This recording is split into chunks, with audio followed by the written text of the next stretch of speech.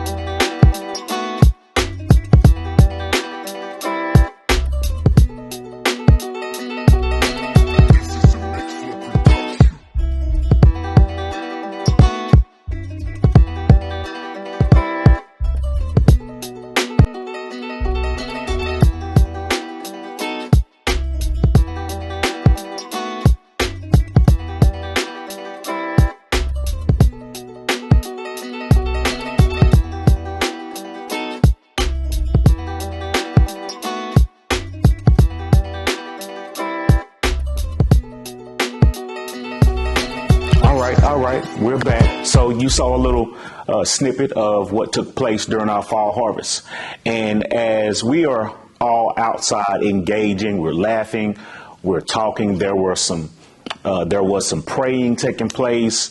There was some game playing. We was watching Joe shoot his broke jump shot. I was beating everybody in cornball, whatever that game is called, where you take a little pad and you toss it in the hole. I was beating everybody, and we were passing out candy. Some were in the bounce houses, others were eating on the side, having conversation. But as I observed all of that, one word stood out, and that word was fellowship. And when I think about that word fellowship, it's the bond of common purpose. It's when people come together to exchange and engage pleasantries. It's a time when those that are family and friends unite to get the job done, right? And when I think of coming together, I think about this word that is found in Hebrews chapter 10, around verses 24 and 25, where, and I'm paraphrasing here, but where it talks about provoking one another, and it's talking about not failing to assemble like others do. Right. And so the idea behind this text is we have the great benefit of having access to God. Right. We are able to draw near to him during times of trouble, even when times are good. Right. We have this high priest in Jesus Christ. Right. And since we have this high priest, we have the ability to love on each other and provoke and engage. When watch this. To assemble. We have the advantage. We can fellowship, right? And so when we look at that word that this text uses, provoke, it literally has a background meaning of getting on each other's nerves to do something, right? But in this case, we can talk about the good works, right? Within fellowship. When we come together to fellowship, couple things that I would like to highlight. Number one, on the surface, let's have a great time. right? Let's have a great time. Let's make sure we are always being positive, uplifting God in praise and in worship. But on this past Sunday, our good time looked like really having a good time. We were laughing, we were eating, and just all around the atmosphere was beautiful. But also when we provoke each other, let's provoke each other to do what God has called us to do.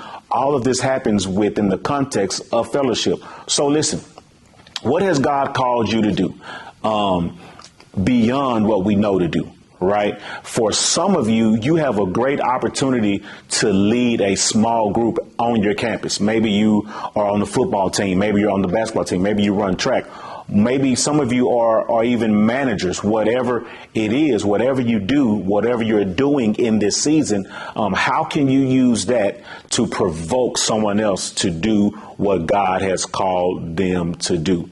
Listen, and so sometimes within that provoking is just a beautiful thing to just sit back and pray for somebody, right?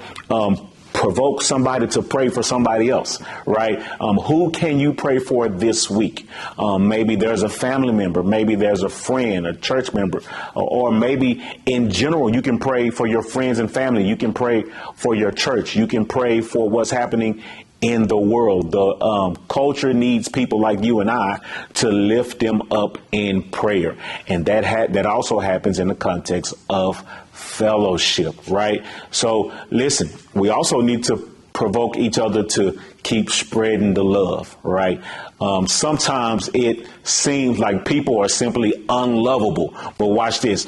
Someone may think that about you too, right? So we have to be careful of how we view people, how we perceive people. It's often difficult to love people when they aren't being fair, when they seem to be unreasonable, when they do things to hurt our feelings. But God has called us to respond in love. So how can you provoke somebody this week to love? And the bigger question is, how can you continue to provoke yourself to love in spite of what's happening to you, right? So listen, take this time to follow up with your parents and have this conversation centered around provoking, and this conversation centered around fellowship. Maybe in the house, there needs to be some tightening up with the fellowship at the dinner table. Maybe there are some things that your parents can provoke you to do better. Or maybe there are some things, I'm not being disrespectful, but maybe there are some things that you as a student can provoke your parents to become better with. Maybe your parents are being late to church every week. Maybe your parents aren't following up with the things that they said that they were going to do. There is a loving way to share this with them without you getting in trouble and suffering consequences. Don't blame me. I'm just saying, I'm not trying to create turbulence in your house, but I'm just saying, let's sit around the table, let's follow up, and let's provoke each other to be who we have been called to be. And ultimately, like our church says, let's live the life we are created for. Until next week's follow-up, I'll see you this Sunday.